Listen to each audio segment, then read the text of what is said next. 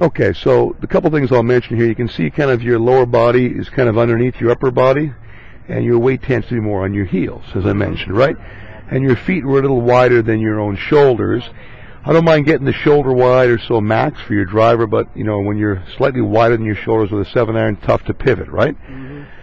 So what we did was we had you tilt a little more from your hips forward, so your rear is more behind you.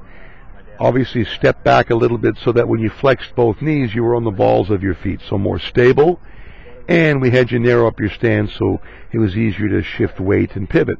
Everything else was pretty good. Your grip, club face is square to the target, ball position center of your stance. Pretty much everything else pretty solid. We're going to watch your swing going away from the ball in these positions. And notice how you have to pick up the club with your hands and place the club almost in front of the ball. See where it's going? Because that's the only way to get your weight from your heels towards your toes to keep you centered, right? So it pulls your weight forward, keeping you in a pretty quiet position posture-wise. There's the top of your swing. It's mainly upper body, and a lot of weight gets to the outside of that back foot. And from there, you're having to use your upper body now on the way down to throw the club in front of your body, get the weight back into the instep, and then time it. But look how flat-footed you remain, right?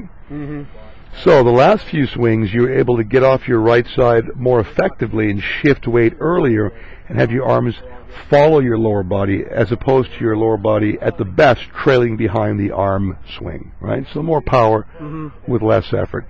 And it's simply athletic positioning, and you apply that same setup to every single golf club in your bag and just allow for the different length of the shaft so that you're comfortable before you swing it, okay?